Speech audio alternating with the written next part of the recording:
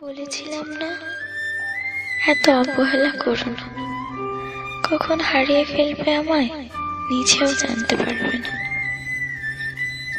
অনেক অপেক্ষা করেছে তোমার, কিন্তু তোমার অবহেলা কমেনি। ভালো থেকো, ভয় নেই। সম্পর্কের দোহাই দেব না, কোনো জোরও করব না। ইচ্ছে হলে SMS দিও, না হলে না দিও।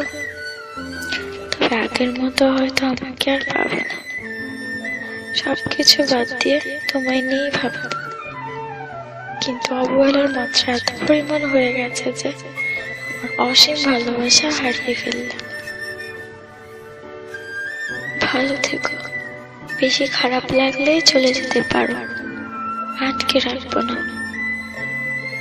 অবশ্য এখন আমার থাকা আর না থাকাতে তোমার কিচ্ছু যায় আসে না।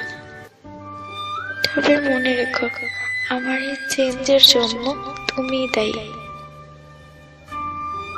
একটা দিনে 24 ঘন্টা, তার মাঝে তুমি প্রতিদিন আমায় 4 ঘন্টাও যদি সময় দিতে, আমার কষ্ট লাগতো না। আরে আমি তো 4 মিনিটেও খুশি থাকতাম, তাও তোমার কাছে ছিল না। ভালোবাসার মানুষটির কাছে সব থেকে ভালো লাগার মুহূর্ত কি জানো? যখন তার ভালোবাসার মানুষটি তার সাথে থাকে, কিংবা তাকে দূর থেকেও একটু সময় দেয়। আমি হয়তো নিজেকে অনেকটা পরিবর্তন করেছিলাম শুধু তোমার ভালোবাসার দিকে তাকিয়ে, কিন্তু সেই ভালোবাসা যে এত তাড়াতাড়ি কমে যাবে বুঝতে পারিনি। ঘন্টার পর ঘন্টা SMS কিংবা কল দিতে বলি না, সপ্তাহে কিংবা মাসে একবার দেখাও করতে চাই না। শুধু চাই যখন তোমায় মনে পড়বে বুঝতে পারবো তুমি আছো। একটা কথা কি জানো, অবহেলার মাত্রাটা যখন বেড়ে যায় তখন ভালোবাসার ইচ্ছাটাও দিন দিন হারিয়ে যায়।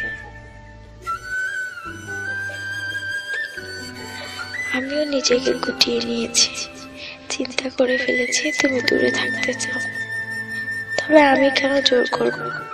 তুমি আসার আগেও আমি একা ছিলাম, এখনো একা থাকতে পারবো। হয়তো মাঝে স্মৃতিগুলি একটু কষ্ট দিবে, এর বেশি কিছুই না। হয়তো অপেক্ষায় থাকবো, তুমিও একদিন বুঝতে পারবে ভালোবাসার মূল্য।